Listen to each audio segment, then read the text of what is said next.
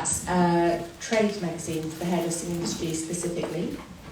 I also run events and online media, specifically talking to hairdressers and showing the best the industry can be. So I have the pleasure of knowing these two fairly well, but let's just make sure that everybody's familiar. So Adam Reed has been hairdressing for 30 years or more, according to your website. More than that. I think you've launched 4 salons over time. Yep.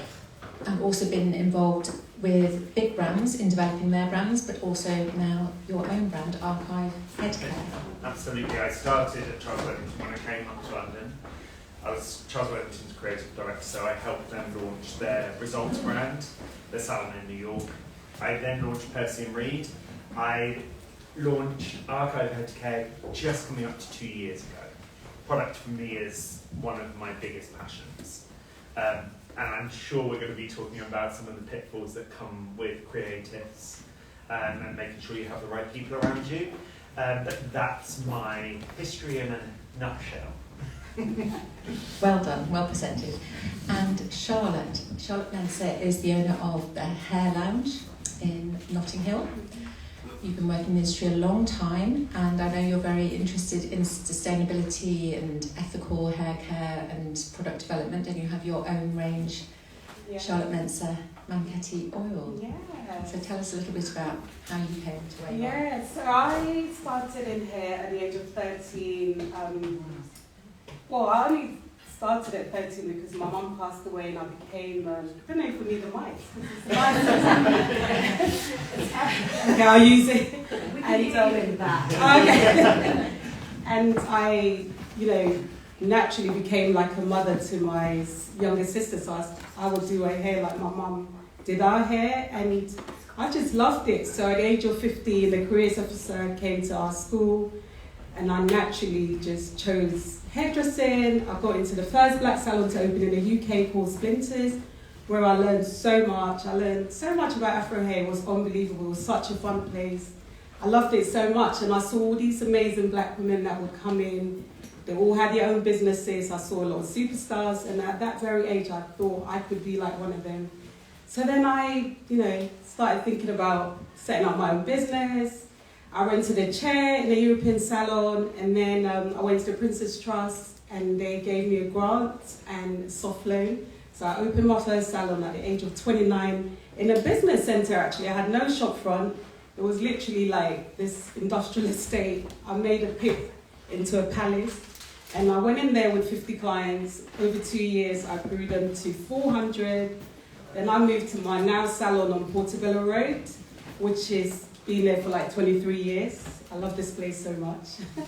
And at around 2010, I started thinking about my clients, because they'll sit in my chair and they'll complain about products. Some of them will come to me with like 15 different products. And I'm like, why do you need so many products just to get a definition in your hair? So then I started thinking about how to really, produce something that is luxury, that is very well formulated, but at the same time aesthetically looked beautiful, because I felt like every product out there for Afro hair just looked, it was so mediocre-ish. It was like, you get like a yellow bottle with a green writing, or the label was upside down. It was just terrible. So I wanted to be that person to create something so luxurious, something that was kind of lifestyle, that was genderless, that anyone can use. And it took me like 6 years, because I just wanted it to be right. And I'm one of these people that I'm so OCD about everything. Everything had to be perfect. So it took me 6 years, and it was self-funded as well, so that's why it took longer. And in 2016, I launched the Manketti Oil, which has been going from strength to strength. Last week, we launched our 7th product. Like you said about sustainability, I really believe in not having so many products out there, and also packaging, because all our packaging, we reuse them. So the bottle of the oil, we use it as a vase. So even our little launch that we did last week, we use all our oil bottles as vases for the flowers. So everything is sustainable. And even finding the product, the actual ingredient, was all like sheer luck, because I was doing a client's wedding in the Serengeti, and I had this amazing massage, and I was like, oh my God, my hair felt so soft. it just felt hydrated, it felt moisturized. I was like, what is this thing? And then they told me about this oil called Manketti. So I began to research and I realized that it existed for over 6,000 years. And it had so many benefits, especially on Afro-curly textures. So that became the hero. And I feel like I'm talking to you now. It's very interesting. So you have a capsule range which has really come from your personal, you've developed it organically by the sounds of it in a way. Adam, for you, you've worked alongside sort of bigger brands and perhaps arguably came to product development in a more sort of informed way. Yes. So tell us about your range, which is head care. Yeah. And I know that's very personal to you and something that you are very invested in, the whole well-being, not just hair care. But talk us through how you came to the brand. So Archive was born in the pandemic. I hate the pandemic. Hate it. But what happened, I had left my previous business. I think it's actually quite important to go right back. I am first and foremost a hairdresser and a creative, and where I've often struggled, I've worked with huge brands, so I was global brand ambassador for GHD for 9 years. I have been with L'Oreal Professional for 31 years. Wow. I launched Humura Art of Hair into the UK with L'Oreal. I was a Kerastars ambassador. As I said, I went over with Charles Worthington. So I've known the pro side and the consumer side, and I knew that there was a big gap between the two. When I moved to London, I was driven by creativity. I've often spoken about it. I am not a businessman in the modern sense of a businessman. You put some numbers in front of me. No, thank you very much. I have no idea what's going on. But I love building brands and I love working with people. It's why I love the industry so much. At the beginning of the pandemic, I was really lost. I had left my salon. I was wanting to open another salon. I was talking to all sorts of people, Millie being one of the first people I went to speak to. I then went to speak to friends that I've met throughout my career, Annie Murphy from Boots, Anna Teo, and I said, look, I want to do a brand that's based around well-being, and I hate the word well-being and self-care. From me, who suffers from quite ill mental health, I've always been very open about it, and this isn't a brand for mental health. This is a brand designed to bring the joy back that beauty brings to me. And that's what head care is. I always say, and especially for me, if my head's in a really bad place, no amount of self-care ever works for me. But sometimes I find, I'll be really honest, I had a nervous breakdown in the first lockdown, and I adopted my son 6.5, 7 years ago. Archive is Adam, Riley and Kenny. That's my son, my husband and I. And then the archive is everything that I've learned about what we do. So it's that whole archive. When Riley came to us, we realised and were encouraged that elements of personal care are really good as a bonding experience, spraying yourself with fragrance, hugging him and telling him if he was a little bit lost in the day, smell his jumper, and then he'll remember us. It's what my nan used to do to me. Washing your hair sometimes is all you need to do. You don't need to style it, you don't need to go over the top. And I always say there are 3 things in self-care that beat anything else. Washing your hair, brushing your teeth. There's something so incredible about brushing your teeth and then spraying yourself with a fragrance that gives you good memory. If you then want to wipe a bit of lipstick on your mouth or put some blusher on, you can do that, but those 3 staples are amazing. When I had my breakdown, when I came out of hospital, and you can imagine it was the first lockdown, there was nobody there. I didn't quite know what was going on. My memory was only 3 minutes long, so I would remember things, but I'd forget them very quickly. Riley sent a bottle of Tandau into the hospital. Nobody was allowed in because he knew Kenny and I wore that on our wedding day, and he knew that it would remind me of them. And I was like, oh my God, this is quite incredible. This is head care. This is looking after your head. When I came out, he had gone and got Badidas, the cheap chestnut bath foam, but he knew I loved it. He ran a bath and said, go and have a bath. He sprayed my pillows with 4711 eau de cologne, which my nan used to do for us. And I was like, all of these tiny little things are head care.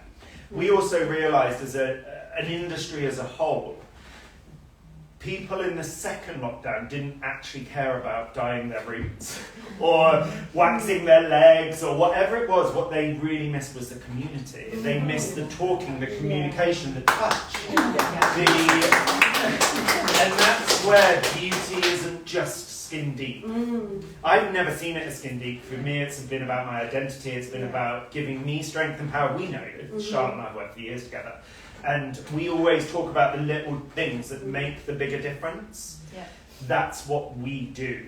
And that's head care for me, I think. Well, thank you for sharing the story, and thank you both for being so kind and generous in sharing Well, those kindness, things. I think, is what we all do really well. Yeah.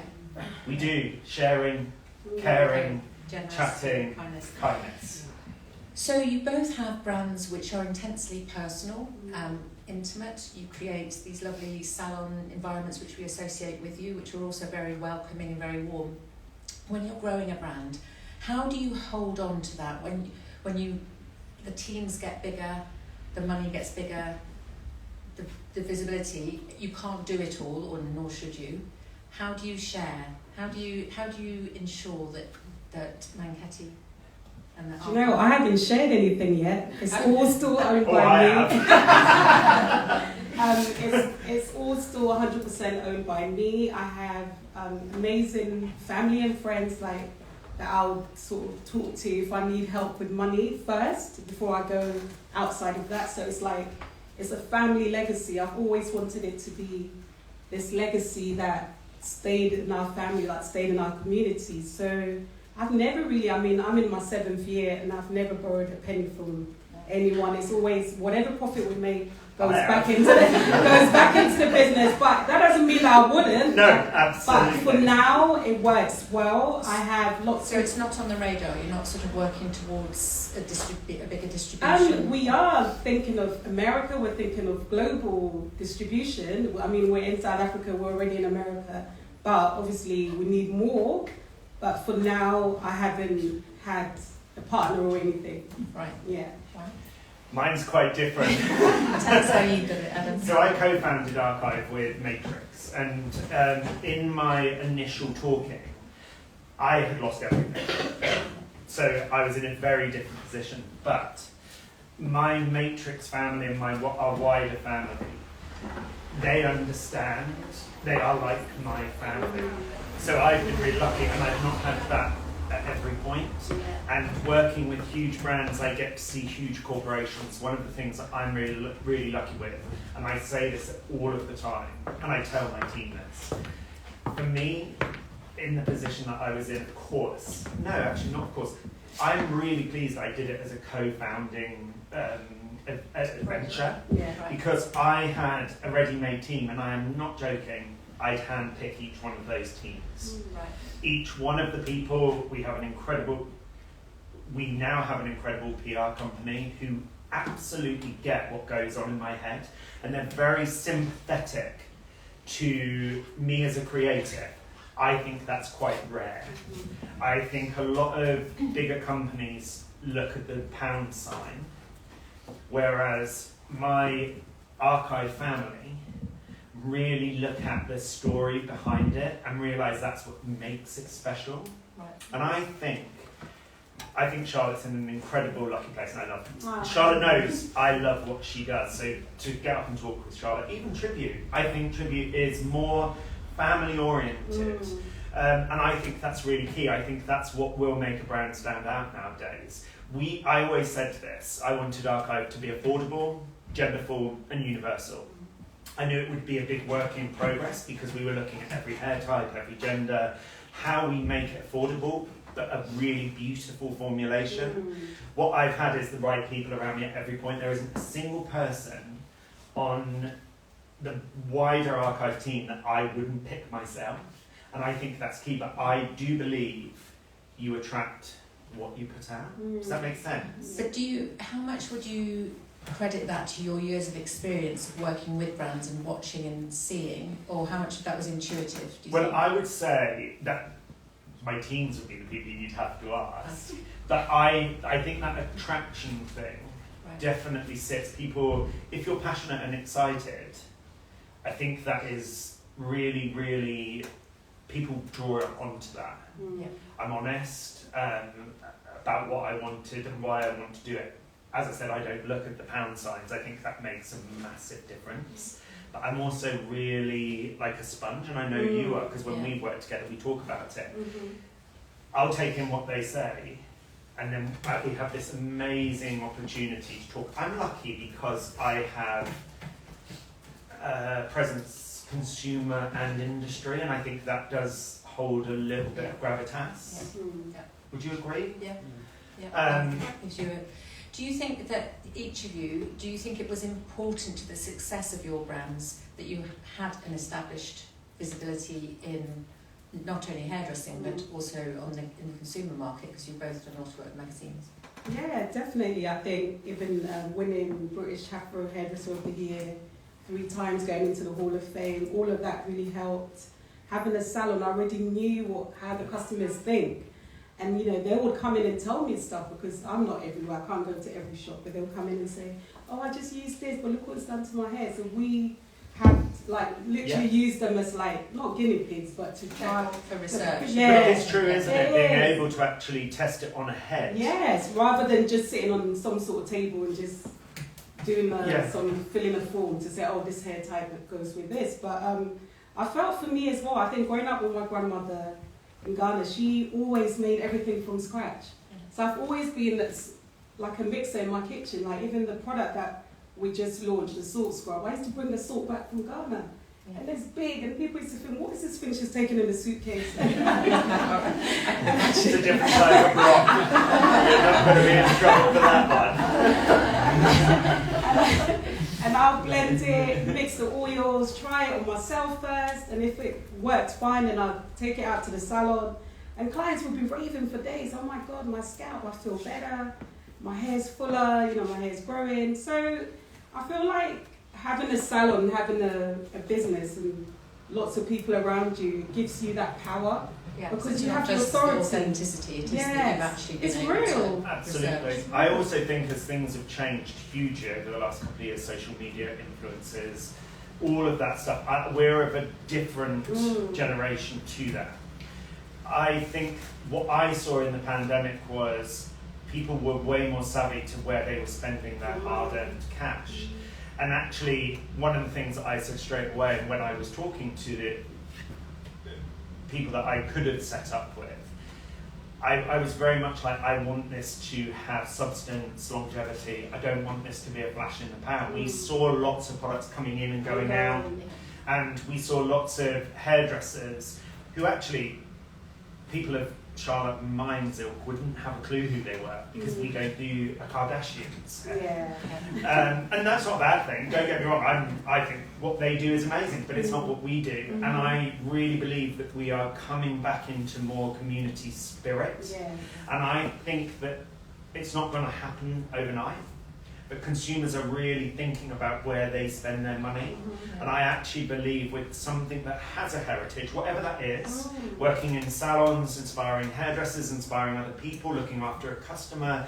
Some of my clients and my team, who are way younger than me, who talk in a language I have no idea what it is, but they'll talk to my clients, and my clients will say, oh, I've been coming to London for 30 years. And they're like, oh my God, 30 years? They don't think I'm that old. But what they see is this loyalty, and actually what brands need is loyalty. Not flash in the pan. So I really believe that, and actually maintaining that authenticity is something we do as creatives, and it's something that if somebody has the right business mind, for me, it's a wider company. For Charlotte, it's her family and her friends and her network of people. It's absolutely key that you have people understand if you are a founder and you're founding a brand that comes from in there. But also, I think as a founder, it's making sure that those people understand your vision and support it. And moving forward, do you both think it's important that you carry on working as hairdressers? Because, for example, I was going to say, so famously, John Frieda, for example, when he created Frizzies, he then sort of moved into working full-time on the products and had other people who would represent it. You don't see that happening for you guys? Well, you know, for me, I became the person, I think, Yeah. with one of my brands. Yeah. And so with Charles Wellington, I became quite face of it for that end period. I was doing the work and what have you. I believe now more than ever, it's important that you stay with it. I don't ever. People say, "Would you sell it on?" And I'm like, as long as I'm with it. Yeah. I don't think archive could be archive without a founder. And I definitely know you. And my Manchetti is Charlotte. Yeah. And that's what makes it what it is. That's the essence of the brand. Dilution, I don't think, is good in this day and age. I feel like, you know, like even clients, they come in and they'll be like, "You're here, I didn't expect to see you." And I'm like, "Well, what do you want me to do? I live like 10 minutes down the road. What do you want me to just look out the window? I've got nothing doing today. I'm not going anywhere. What, I should just not come in. What's the Have the incredible opportunity and ability to do that. Yeah. You makeup artists, skincare, a lot of those people don't actually work in the salons or the spas and what have you. And I know for us, encouraging the future stars of hairdressing, we can do it. They come in and work beside us. Yes. And they come and do the shows and they're creative, but they're working with the clients. That gives us longevity in our brands. It is skincare, you know, people will share, but actually it's so insular. You're doing a facial in a room with the person. Yeah. We get to share that vision. And exactly the same as Charlotte, I'm happiest when I'm in my salon. Like, so happy. Bringing it back to the actual product development and getting a product to market, what would each of you say, is there something that really surprised you about the process, whether it was on this one or on previous times? What's been I've your had big surprise? so many challenges. Like, I remember, like, even just recently, this salt scrub that we launched last week was supposed to be launched in 2021, right in the middle of producing the product. Factory went into bankruptcy. We had to find a new factory. They have to remake it, test it, and then finally we're happy with the product. The lids weren't fitting, and you've bought like 10,000 lids, and then you're like, "Oh my God, what do I do?" You know, and it's just so many things. And there's not a book or anyone to you go to. There's not like a course online to learn. It's all through try and error. And sometimes you go home, like I've been home where I'm crying. I'm like, "I can't do this anymore. I can't. God help me." You know. So it's like the challenges never stop. The challenges never stop. You learn from them. You get you're more motivated to do the next thing, and it's not as easy as it looks. People see you. You're smiling. You're on Instagram. You know, next to some top editor. It doesn't mean it's just a 1 minute thing. You know, it's the reality of it. It's like you have to keep going. Keep being consistent, keep the focus, and you know, never stops.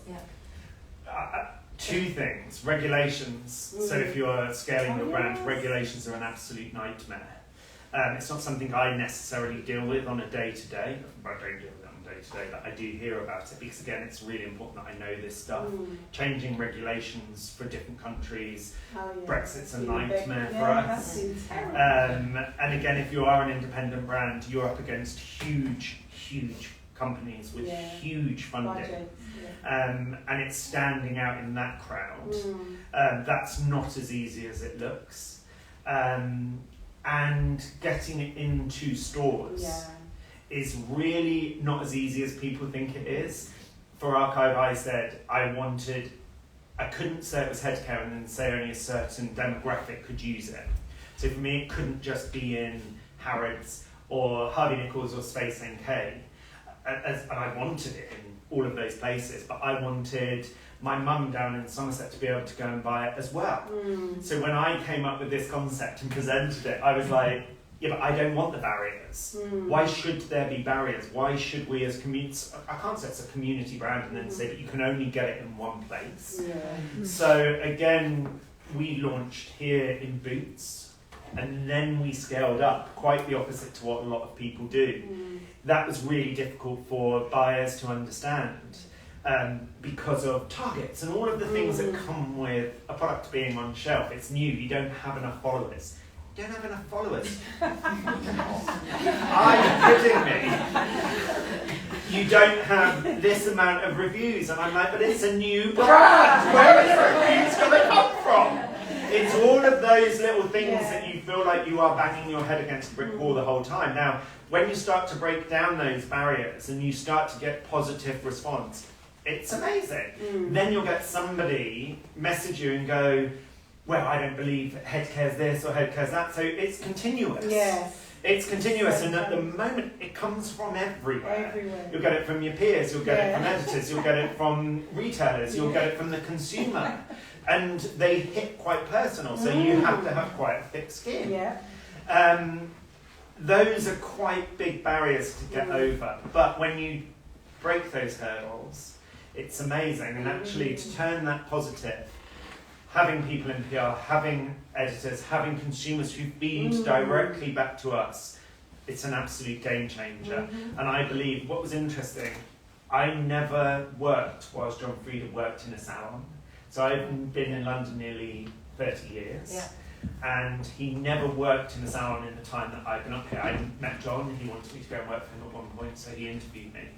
And I thought it was amazing. I'm not doing this for, I don't look at the end game. The end game for me is a little head care farm. Where people can come, this is the end game.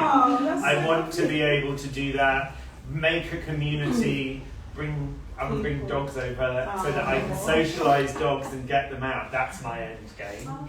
But seeing my products and people talking about the products and the brand and getting it, that for me is ultimate payback. That's happening whilst I'm doing it. And that's happening every single day. And when I work for somebody, they go, I used your oil the other day and the smell of it was insane. And I used your this or that. That for me is what I need for my brand. And I think the flash in the pan thing is very dangerous for our industry because I think it's confusing for our A lot of young consumers. people as well that are just thinking, you see them on Instagram, everyone's scaling up, everyone's launching a brand, and they're like, it's not that easy, guys. Before we'll open it up to questions shortly, but I just wanted to ask perhaps a final point in this formal panel way.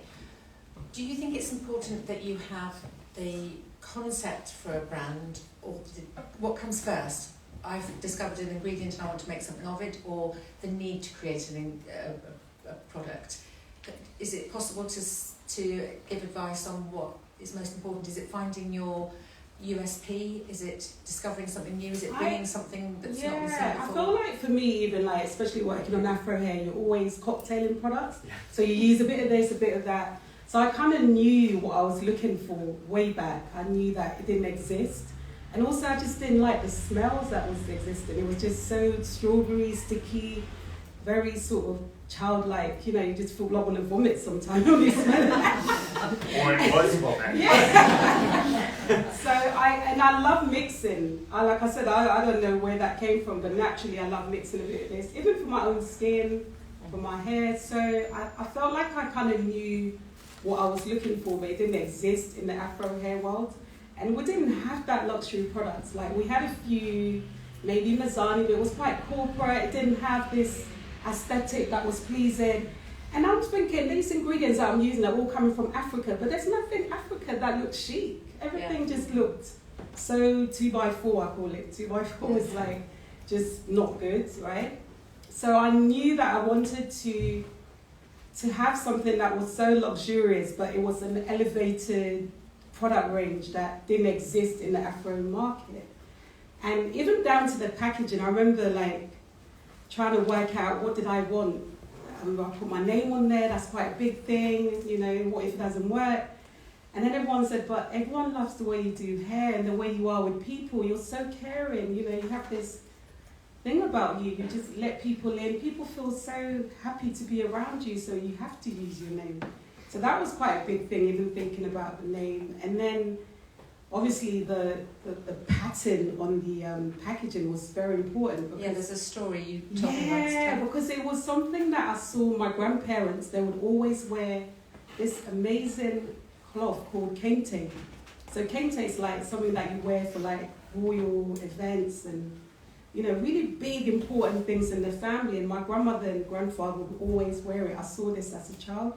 And I really wanted to use a kente cloth, but it was very colourful, so it comes in like bright yellow, green. So then I started exploring other cloths in Africa, and I found out about the Cuba cloth from Sierra Leone, which is woven, but it's always woven in like geometric shapes. And I love that because with hair, we're always cutting, even when we're doing hair threading or braiding, you're always creating patterns that are quite geometric, you know. So I thought, actually, this actually resonates with what I'm trying to do. So I flip them and I turn them into my initials. So the actual symbol and the branding that you could see is my CM, but it's just from a cloth. So that was so important. Yeah. And also I felt like if I'm out there on the shelf somewhere, why would someone choose me? Why would someone, because I go in the shop and I see how people behave around products, they like smelling it, touching it, doing so. I'm like, there's so much noise. How would I stand out? That's a good piece of advice It's to think very about how you're going noisy to and cut through so the noise. competitive and so saturated as well. There's so many brands. I'm sure in a day there's about 100 brands coming out per minute. You know, it's so much. So that was so important. So I think all of it is important, but the most important thing is the story, because that's what people relate to. Yeah, have a good story. Yes. Why should I buy you? Why should I invest my money in your product? And when there's this one and there's that one and there's all of these other noise around it. Yeah. Adam, what's your take on it? I think it's a real difficult one because you do see, I hear so many people, I get loads of people saying, oh, I want to create a brand, what do I do, and all of those things. For me, you have to have a strong foundation, and whatever that foundation is, whether it's an ingredient, a story, a heritage, history, all of those things, your foundation is key, because I do believe you see so many falling, and it's because they haven't got a strong foundation. Yeah. It's because they are selling their name. Yeah, I think you need to maintain integrity and authenticity. The amount of products that I've seen come through from celebrity stylists, and you can't build a brand just on that, because actually it's so tight that it pretty much you're setting it up to fail, because there is no strong foundation on it, and longevity is so key. The thing I spoke about social media earlier, it changes so quick, and the disposability of social media is dangerous when it comes to business. You've got to look long term, and you do not do it for the money. Yeah. I really do believe because there is no money. Well, there is if you've got authenticity and integrity. Yeah. But if you set out to do it for the money, then less likely. I believe it is less likely to succeed, because why is anybody going to invest their time, their money into that product? We do all need to wash our hair. I'm obviously talking about hair. You want to do it with something nice, but you don't want to feel like you're being ripped off. You look at ingredients, you look at K18 and Olaplex. They came from an ingredient perspective, but it was from a much bigger thing. And again, that would be, I would say you go to a bigger place that can get that out quicker. So a big Unilever, L'Oreal, whoever it is. But if you want to create an authentic brand and you want longevity, go with your heart and set a really strong foundation. I think that with any brand. Get the right people with you, whether that's your family or your work family. And don't be scared to really stick to your dream and your vision.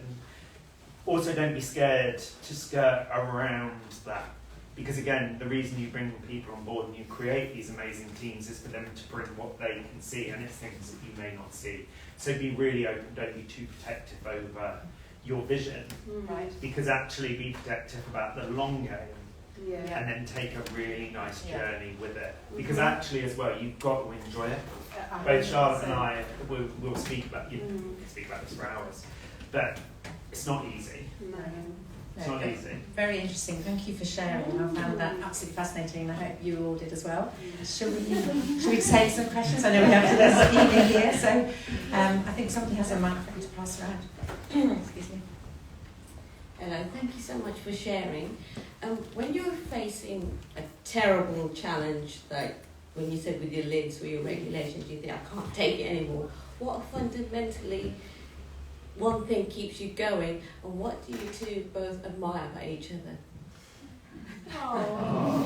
That's such a lovely question. Such a lovely question. Oh my God, what do I? Let me do the admiring bit. I just love Adam. I love Charlotte. I just. I just love his honesty, and it's just that natural rawness just to share. And I think so much people are closed in this industry, and I'm a very open person. Like, I literally just love his whole being, honestly. I'd say the same with Charlotte. When we met, we hadn't met, but it was like we knew each other for years. So we'd never met in person. And it was like we'd known each other for years. I love the hair that Charlotte does. I think that goes without saying. But again, that communication is key. And every time I've seen Charlotte, we've had an honest conversation. Whether it's a real positive conversation or a negative or whatever it is, that's really special because it comes from a place of honesty.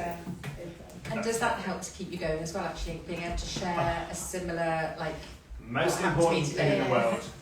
It's so important to be honest, isn't it? It's just, I always say the truth sets you free. Like, you know, like I have people that are just like... So specific problems is this sorry, your question. We're giving it away. I'll keep you back on track. Guys. Okay. So specifically, when the lid question came up, or I'm sure there have been many times when you've been sitting there. How did you get through that? I did cry, and I didn't sleep for about 2 or 3 days. But for me, I always like have this, you know, I always have this big thing in me, which is, you know, I was brought up with God, and I always, that's like, you know, I'm a prayer person. I put my candles on. I just spend some time just being grateful, because I'm like, but it's just a lid, Charlotte. You know, it's not that deep. But it has to get my mind to think like that, because when it's happened, you're just so angry. You're like disappointed. You're late with the project. There's stores waiting for it. You've promised them, and it's not happening. So you do get very like a child, you know. But then I'm like, do you know what? I just lost a friend, you know, who I'm not ever going to see again. We went out last week. I'm going to a funeral on Monday, actually. Why am I even... So putting it into perspective helps you, saying, okay, the grand scheme of things. Yeah. What's your strategy? Sharing. So I always say, as I said earlier, it's where head care was born. I get it out of my head. If it's in my head, it's really bad because I catastrophize, I panic, I then don't sleep, I'm then not eating. It's a real quick downward spiral. And sometimes, and any of my team will vouch for this, I'll just say, I'm just venting. Yeah. I'll vent. It's out of my head. Whether they can come back with something or not at that point, it's not in my head anymore. Yeah. And that's really key, because it's a really dangerous place in there sometimes. It's not so dangerous when you can just see that compassion in somebody's eyes and they understand. But also for me, when it's not in my head, my other voice that is in my head isn't saying, whether you fucked this one up again. It's somebody else going, oh, it's fine, we can work on this. Yeah. And I do have a tendency to keep it all in. And again, as I said, one of the first people that I went to speak to was Millie, and I sat in that office at 6 Percy Street, wherever it was, and literally spewed everything out. I was like, I don't want everything up. And Millie was like, okay, let's wind back, but put it into perspective and talk to this person, because they'll be able to help you do this. It was a game changer for me. Writing down as well. I know people talk about it all the time. Get a pen and a paper. Don't put it in your phone. Don't switch your phone off, switch your laptop off. Come back into the present, write it down. It really helps. But the sharing is caring thing is key. And knowing yourself, I think, as well, understanding what's right for you. So, any other questions? Yes. Hi, my name is Nadia. Thank you for today. I own a small boutique cosmetic shop back home. It's, in terms of your scale, it's very small. As you said, you created loyalty as one of your main points. What other attributes of your business is also the main point of your business, or the main character of your business? So many. I think, you know what, loyalty, like Adam said earlier, is so important. Like, he spoke about clients that have been coming to him for over 30 years. The same as me, I've seen, you know, I've done my client's wedding, I've gone to the christening, and now the child is at university, and they're coming to get their hair done. So I guess it's staying true to you as well, and not, because like we all, like, so much noise, everyone's copy and pasting all day long. But if you're consistent and you're so 100% believe in what you do, and you trust that thing that you do, you just keep doing that, and that's what is your uniqueness, and that's what people love about you, and that's what they will keep coming back for. the moment you start doing too many different, they'll be like, what's happened? You know, so just stay true to, stay true. And community, I would say, I think that as a global, across the board, we're losing communities. I think the tech has a massive impact on community. I always talk about when I was a young boy, in our village in Somerset, I talk about my nan a lot. She's a huge influence, as Charlotte's is to her. We used to go, she used to get her hair done, and at 3-4 years old, I'd sweep up the floor, wash the rollers. I knew the salon, I knew the people. We'd go to the butchers, we'd go to the greengrocers, you'd go to the post office.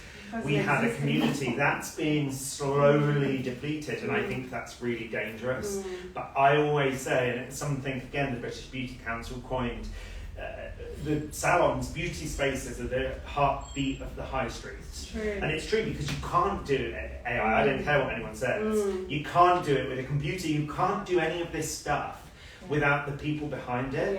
And my thing is rebuilding communities, and you said you have a small store. I think it's one of the most important things. It's an online store. Oh, it's an Even though I have locations, but it's an online store. But I have a community which is basically on social media. I know it's totally different, but it's a community based, even though we don't see each other. Yes. Well, community is key, and again, it's using your community positive. We do it we're slowly building our social media with Archive. And it is slow. We're slow and steady. Because actually we want people not to think that it's okay to shame somebody or call somebody out for something.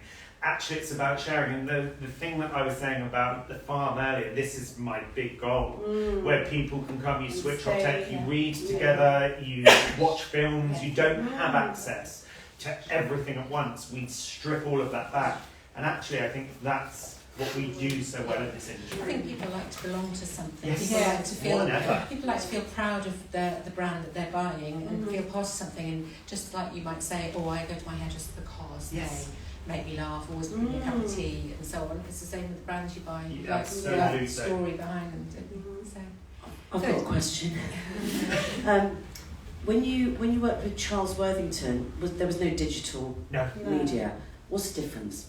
Because I think the pressure is just intense, and I think sometimes a lot of the experiences that you have are actually adversely impacted by the fact that you then have to smile and have a presence on social media, and I think that's sort of, social media it's a dangerous thing, but it's media. It's only dangerous with how it gets used.